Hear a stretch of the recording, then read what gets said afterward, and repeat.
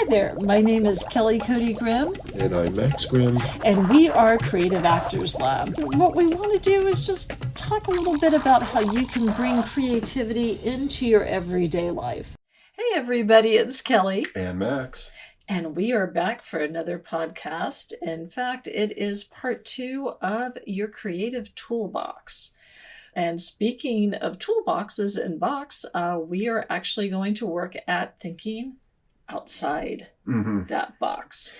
There we go. Okay, so basically this in the last podcast really came from at one point, I guess maybe a year or so ago, I was in the process of writing a curriculum for an organization, let's just say, and without too much of a story, it just didn't wind up happening. And I started to get into the thing of acting exercises, started to take me into where the stuff came from. And that led me into creativity theory. I can be a bit of a nerd when it comes to things like this.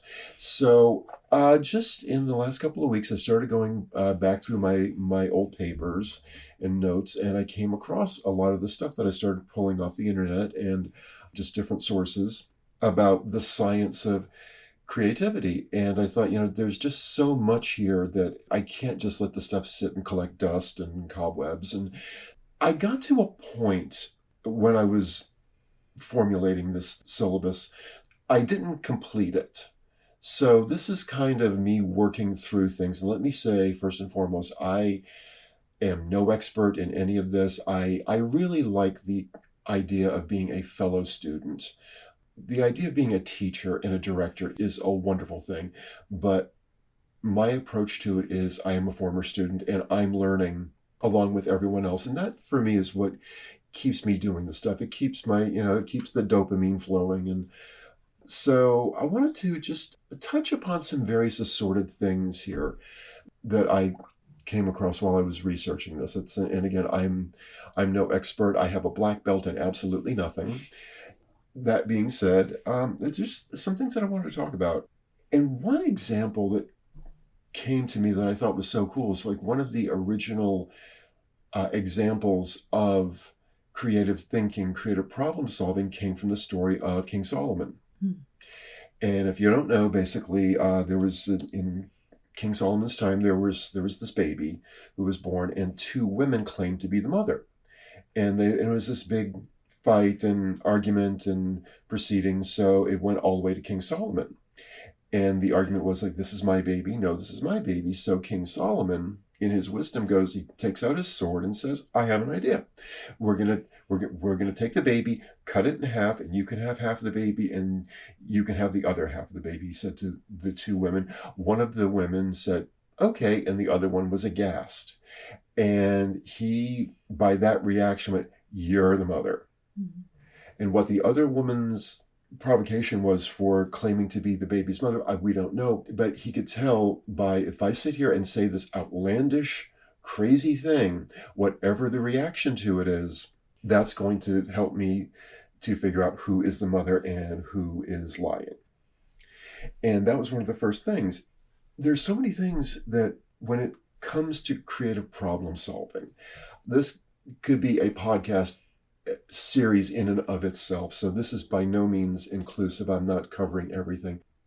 When you are confronted with, you're trying to creatively either solve a problem or create a role of a character in a play, how does the character think? How is it different from you? And there will be some things that you will agree with the character. Then there's other things that you will not agree with when it comes to the character, but you have to see the character's reasoning. And that comes in particularly importantly when it comes to playing villains. Because I played some very evil characters in my time and I'm not like that. I wouldn't think that way. I wouldn't treat other people the way, but it comes down to, why would this character do the things that they do? There's many different ways that you can approach this. You can say and do outlandish things and see what reactions you get. And you start to manipulate the situation, not because you're trying to have your way with things, but you're manipulating the situation to see how people react. And that's when people's true colors tend to be brought out, when they are approached with the outlandish. Another thing you can do, make a joke of it. When you start putting humor into, and particularly when you start putting humor into some really tragic situations or some really important situations, it brings about a perspective you just would not have.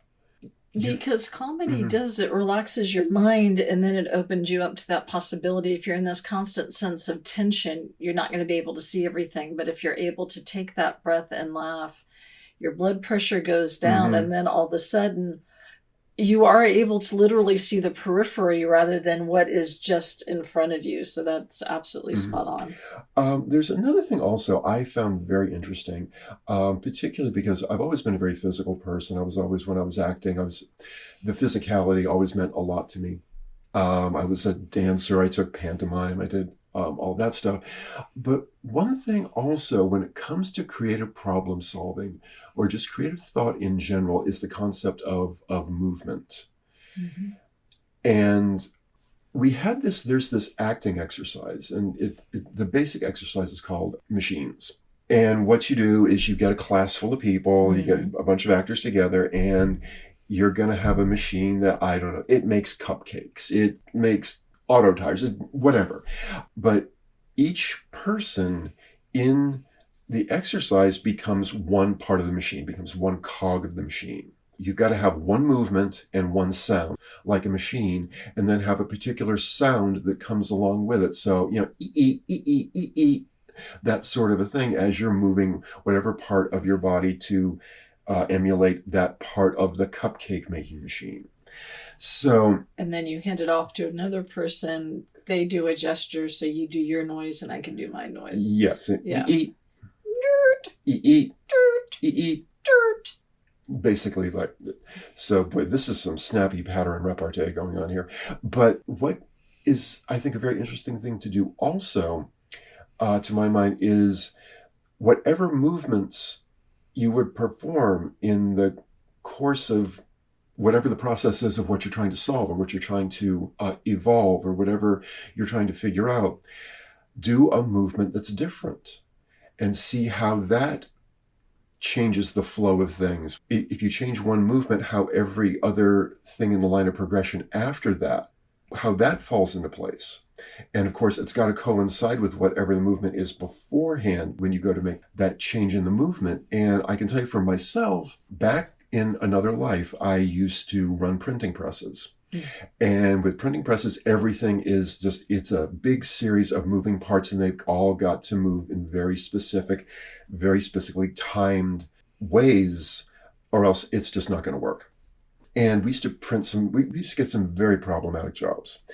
And one thing that I discovered one time, and I actually figured this out one night when I was dreaming. I'm dreaming that I'm running this printing press, running a job that I knew that I had to do the next day, and I was having a dream about it.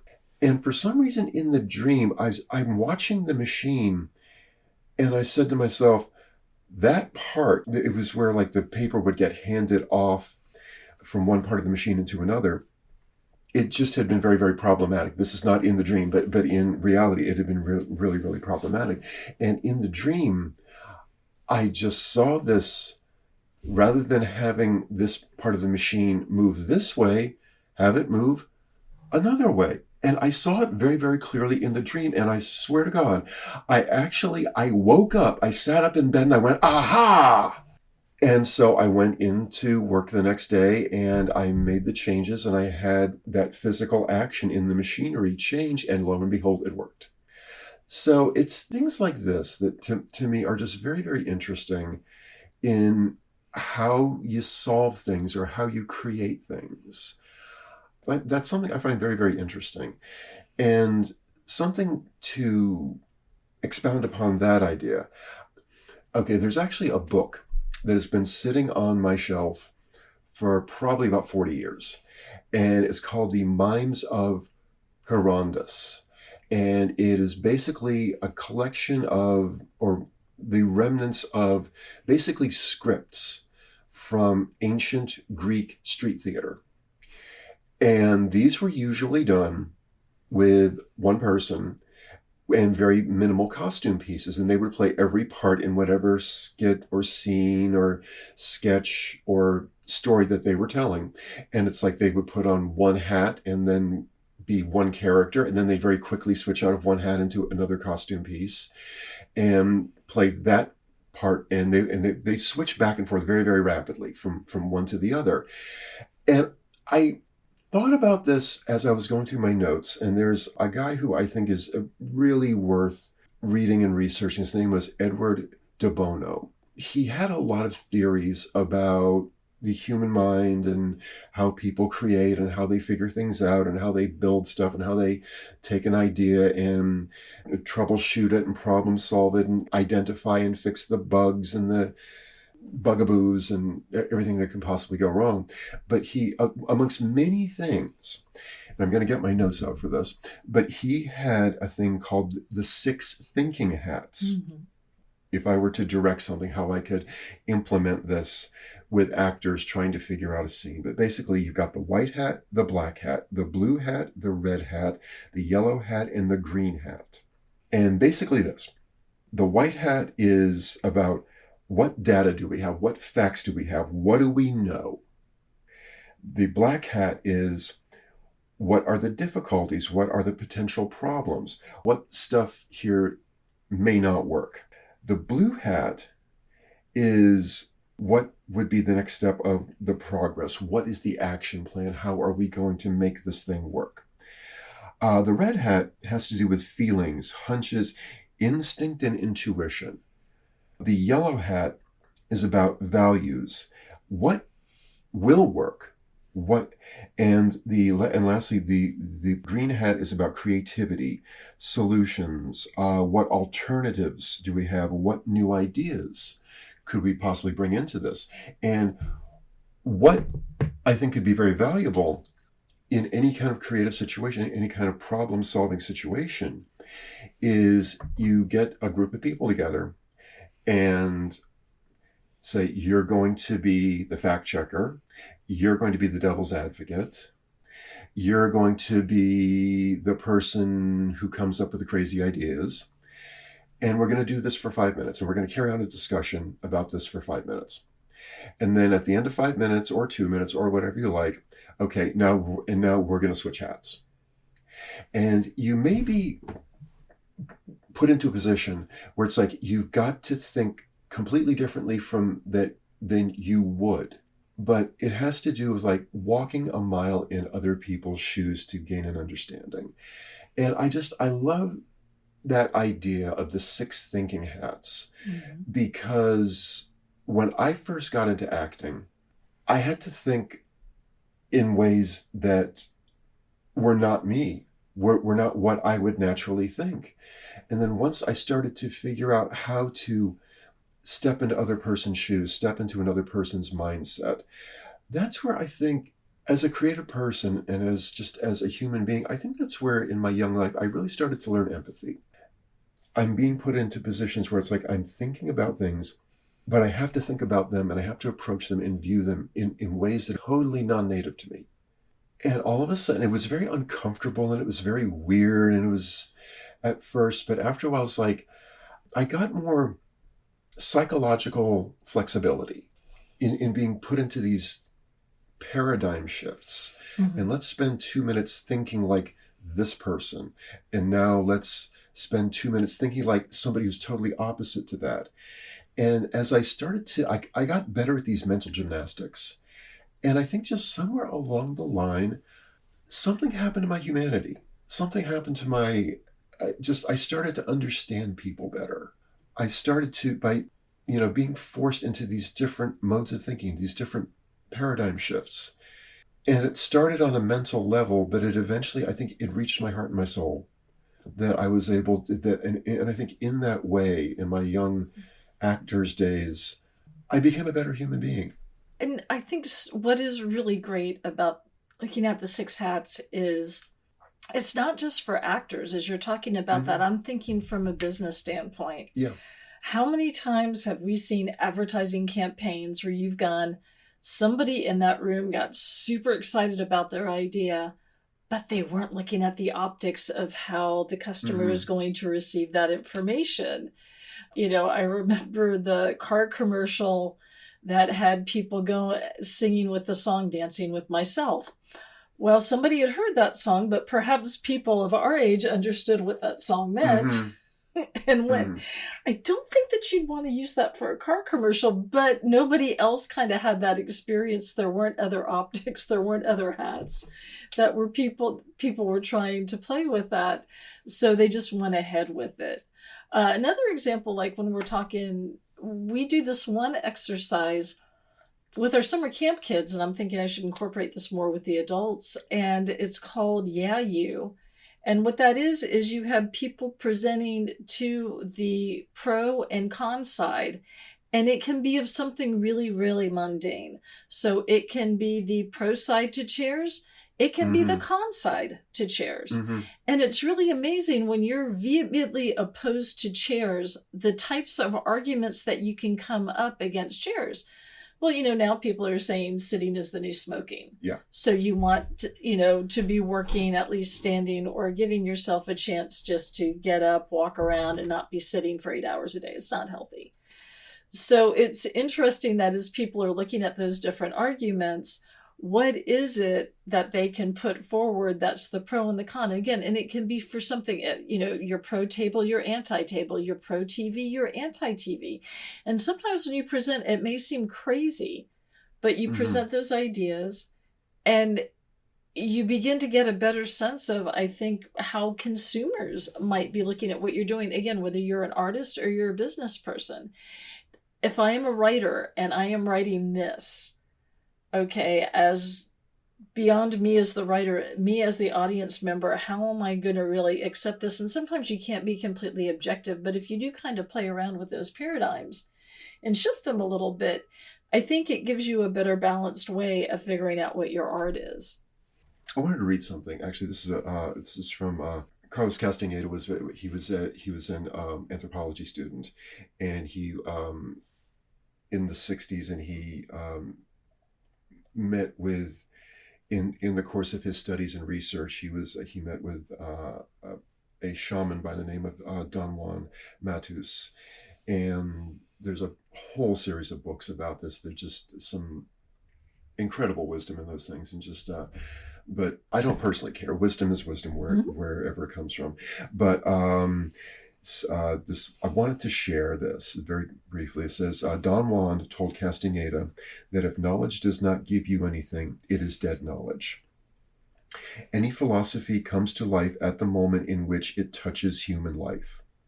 The task of a person is to open up to the knowledge in which he believes, in which he strives to serve. By opening without condemnation, stress, tension, and false arguments, without allowing the personal to interfere in the wonderful process, a person opens up to infinity. Thus, infinity gently and unobtrusively penetrates human life, changing it and fertilizing it with the spirit of eternity. Thus, a person becomes the embodiment of the eternal on earth. And I love that. There's an old saying, it's an old Jewish saying, a mind without a heart is nothing. And the thing I'll say is, for myself, when I first got into acting, it was such a transformational thing for me. And because I was being forced into playing these characters who were so unlike me. In fact, the first play I ever did in college was a play called The Shoemaker and the Devil by Anton Chekhov.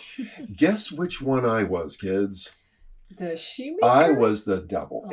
And I'm coming into this, and there's this poor little shoemaker, and he's, and I'm trying to get to him in every possible way through greed and power and all this stuff, to get him to stray off the path and, take his soul and all that sort of a thing.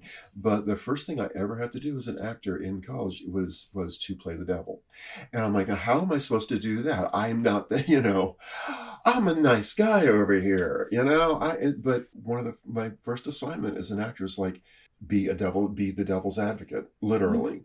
And I think I just God, and this is a subject for, I think we want to cover in another podcast, but in doing that, in playing some of these roles, because I mean, prior to acting, I was a very, very shy person. I still am. I just deal with it a lot better now. Put on your game face. But I was, I was a very, very shy person, and all of a sudden, but I really wanted to act, and all of a sudden I have to realize it's like I have to look at things very differently if I am to successfully play this character.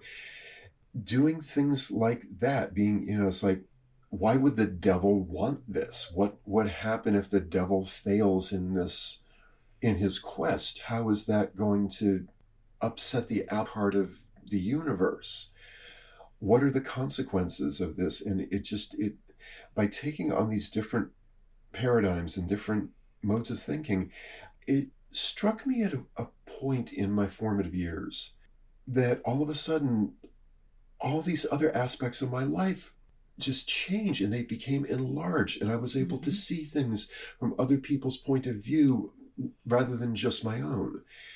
And by being the young actor and going through these changes, that's one of the ways in which I think I started to realize my capacity to hold on to wisdom, and how that's not unique to me. That's something we all have.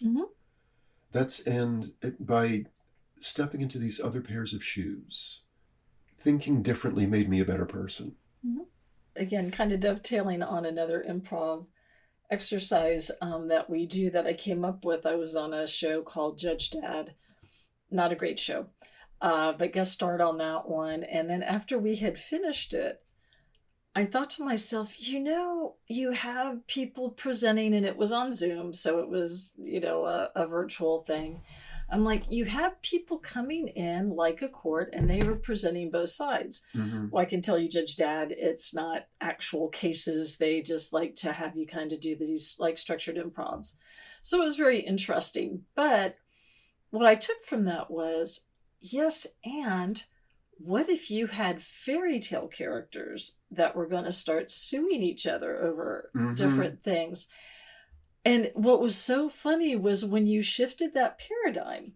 And so, at first, naturally, it was like, okay, 3 little pigs are suing the big bad wolf for property damage. And what was, to me, so fascinating was the kids would come up with really solid legal arguments. And I'm just going, you might want to think about going to law school. But what was one of it was the big bad wolf.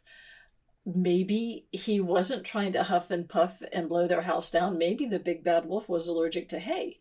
And so his, achoo. And that's what blew the house down. Same thing with sticks. There might have been another allergy. I think the kid who was the defense attorney probably had allergies, but I'm like, you have placed a seed of doubt in my mind. If I were a juror, I don't know that I could find the big bad wolf completely guilty. What's so funny is they get so passionate about it. Yeah, they do. And then what's interesting is if you see princesses, like a Disney princess like Sleeping Beauty is suing Cinderella. And you're like, well, why would they be suing? Well, there might be jealousy. Maybe Sleeping Beauty stole one of her glass slippers, and that's why it was missing, that she was at the ball. I am just always amazed at the arguments that people come up with that, if they're the plaintiff and they're the defendant, and then you have like different fairy tale characters. I had one recently where Pinocchio was an attorney. So of course you knew the attorney was going to be lying and the nose was going to get bigger, which was a lot of fun. So that's how and then the judge ended up being the king or the queen of this particular realm. But to me, what was so interesting is when you ask people to shift that paradigm, and these are all prototypes, when we've talked about commedia dell'arte prototypes, but these are fairy tale prototypes. So you have to have the evil queen sometimes has been very sympathetic because she felt like Snow White was trying to usurp her. And sometimes the king or the queen would fight for the evil queen because the evil queen gave a really compelling case that Snow White was disobedient. She ran off She went with the hunter in the woods. That was not the queen's. And just the persuasive arguments that they would use, I would just sit back and go, well, dang. And it was just supposed to be a fun exercise. But what I really loved was the mental gymnastics of them trying to actually prove their point and to have a good, solid debate and having these imaginary facts backing up what it was. So maybe the big bad wolf does have allergies. Maybe the evil queen happened to feel threatened. And so from a business standpoint, you're seeing things differently, but from an acting standpoint, because you can't, again, like you said, you can't go in and just go, I am evil because that is who I am. But you've always got to look at what led that character down that path. Mm-hmm. And if you don't try to shift that paradigm, and if you decide, I don't like this character, well, no, there's got to be reasons why this character is going in the direction that they are. And if you come up with interesting, even compassionate reasons, I think it just makes your portrayal that much better in business if you're coming up with really good reasons for why a customer may not particularly go for this product, and you're trying to see all those angles. You might be avoiding a disastrous rollout because you're not seeing it you're trying to do some baby products and things like that, like a type of Snuggly, and you're not seeing it from the point of view of the mom, that where the X in the back may not be that comfortable, you may need to pad it.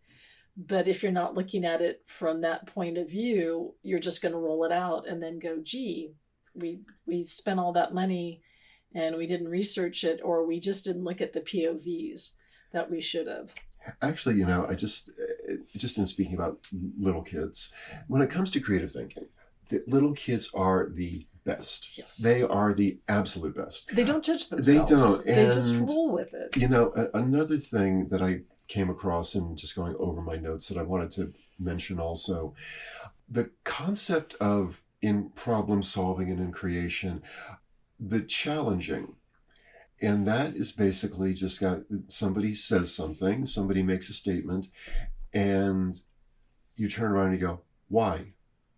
And I remember when I was a kid growing up, I had a younger cousin that she would the adults would start talking and they would come up with it could be about politics or something in the news or something, something with the house or the family or whatever. But the adults were getting into a discussion and my little cousin would just be very attentively listening. As soon as there was like a pause in the conversation, be, why?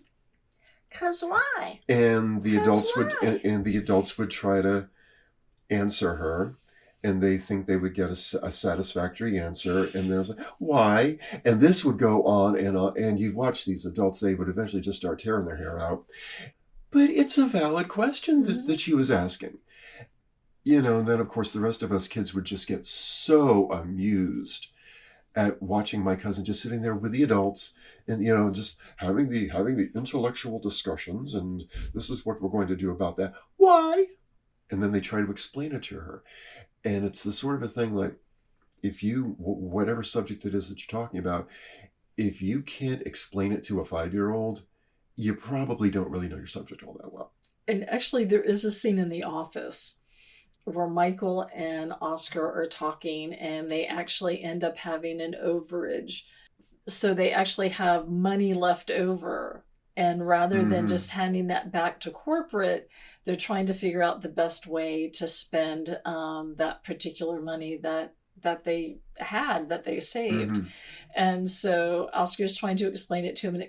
And finally, Michael goes, explain it to me like I was 5. And so Oscar goes, okay, you have got a popsicle stand and you need to sell this many, but you sold this many and now you have some extra popsicles left over. What are you going to do? And, Michael's more like, I would eat them all. Okay, well, what we want to do, sometimes you do have to think somebody outside of my particular technical sphere. I have to break it down. In fact, I actually remember when I did fundraising one time, and there was a consultant that would come in, and I had been doing fundraising while this person was probably in pre-K, but she would condescend to me because, she had been elevated to this consultant, and I'm cool cool with other people's ideas and things like that. Obviously, I love working with younger people because, as Max said, but when you're getting condescended to and your ideas aren't being respected, so that's not a good look at any age. It's not a good look at any age. So she would come in and start to consult and explain to me, even though I'm like, yeah, okay, I understand. I actually write a blog. And so she would condescend to me. So then I would deliberately ask her questions that I knew was going to send her in a very circular reasoning situation. And I think she just thought, in the end, she probably thought I didn't know as much, but I kind of exhausted her so that when the other people in my department had to come in, they didn't have to spend as much time with her. And actually, the people in my department were grateful for that. And they're like, did you? And I'm like, yeah, don't worry, she's exhausted. And she's like, okay, thank you. So then everybody else's, whereas mine was 20, 25 minutes, everybody else just kind of did a quick check-in for 5 minutes. Probably, and that's so not me. That is kind of maniacal in the way I was thinking, but I was just like, yeah, don't condescend to me. Don't assume I don't know things. If you're going to do that, I will give you that assumption and then some. And then I will make you have to explain your point and really have to justify it. Again, those can be those things in business, but if you've set yourself up with the mindset of, I am not seeing everything, and if I am this consumer or I am this audience member, how clear is this scene that I'm trying to put between two characters? When we do that, I also do like script analysis and things like that. A lot of times when I'm with the group and I've got a new screenwriter and they've done this scene and I'm like, okay, you're introducing a lot of characters right now. Do we really need all these characters? What is your central point that needs to get across? And when you try to break it down like that, then all of a sudden it's like, oh, okay. I'm like, can we just maybe have this character say it? Maybe eliminate these characters? I know I'm telling you to kill your babies. But the message is getting so muddled because you're trying to use too many characters. You're trying to use too many methods. You're not looking at the hats. Mm-hmm. How many hats does your character really need to be able to communicate this? And if you are literally wearing too many hats, that dilutes a lot of your energy as well. And there's actually one more thing that I did want to bring up. There's so much to this subject.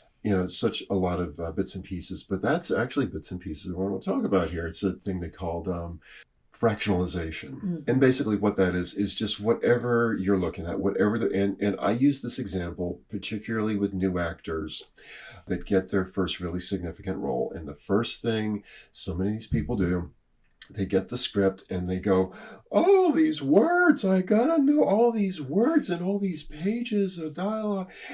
And what I will tell people to do is, all right, look, just start with just the first line. And this is going by way of the old saying that the 1,000-mile journey happens one step at a time.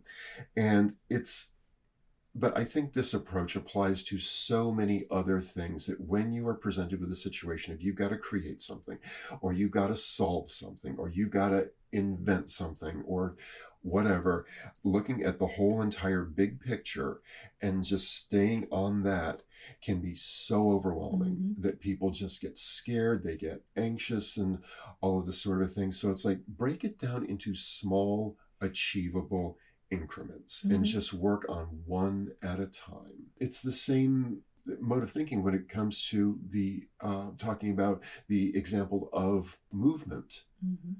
Just get the one part and have it do its job really well. Just the one small achievable part. Have it do its job really well. And then you'll find when it comes time to work on the next step of the process, or the next little bit of dialogue, or the next cog in the machine, or whatever it is that you're trying to build or solve, or you'll find that when you get that first bit going exactly how you want it, the second bit falls into place a lot easier. And then the third bit comes along. Once you sort of break it down and just have each little piece of it, of your script, of your machine, of your business plan, of your corporate action plan, whatever, just have each little bit do its job and just take the time and really polish that piece. And when you got that polished and it's time to work on the next thing, it just comes along so much easier. So That's what I want to say. Absolutely. There's a really good video of Bryan Cox with a toddler when we're talking about little kids. Yes, Bryan Cox, if you listen to us at any point, the actor from Succession, yes, we love him. We love him so much. And he is coaching a 3-year-old on how to do Hamlet's soliloquy. And I like to give that example of if you're memorizing things and he's going to be or not to be, and then, Theo, to be or not to be, that is the question. What cracks me up, he's like, yeah, it is. And I'm like, this 3-year-old gets the fundamental existential question of existence. Yeah. But by the end, that kid has most of it done just being told, from here. And then I actually just finished listening to the audiobook of Bryan Cranston's My Life in Parts. And at the very end, right to your point about LBJ, he had a 3-hour play where he's not on stage out of the 3 hours for 15 minutes. And even though he had done Walter White, and he'd won all these awards and everything, he was nervous because stage acting can be very nerve-wracking, particularly if you're used to doing TV where you're just doing short pieces.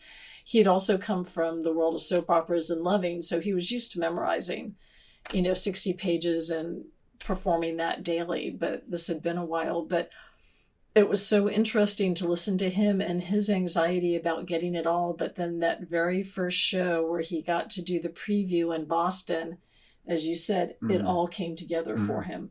He worked so hard for that. So I highly recommend that if you're looking for a really good book about an actor and their journey. Bryan Cranston. But anyway, I hope this has been really helpful. Thank you for listening to all of this because, as I say, about a year ago, maybe a bit more, I just was putting together this curriculum of stuff, did not wind up coming to fruition, but I just came across all these notes and I was like, this stuff is so cool and there's so much to it. And it applies to actors. It applies to everybody. There's stuff that you can take the actor's thought process or the artist's thought process and you can apply it to anything. Anything. Faith-based organization, business. It's such a universal box of tools, so to speak, for helping us be more productive in our lives and just helping us figure stuff out. And I can just tell you, as someone who's been a teacher, that when you see the light bulb go on over somebody's head, it's the coolest thing. And just as a teacher, when you see that, just knowing that, you gave somebody the tools to figure stuff out for themselves, that you didn't give them the answer, you didn't spoon feed them the information, you gave them the tools to figure stuff out for themselves. It is the most gratifying feeling in the world to know that you helped a group of people achieve their goals on their own. To me personally, that's what it's all about. Again, thank you so much. You have a wonderful day and we will see you next time. We appreciate you guys tuning in, and keep in mind that you can catch us on our social media, Creative Actors Lab on Instagram and Facebook, and by the same name on YouTube. And for more on what we do, you can go to our website, creativeactorslab.com, all one word. Thank you for listening. Stay curious, make art, not war. Much love until next time.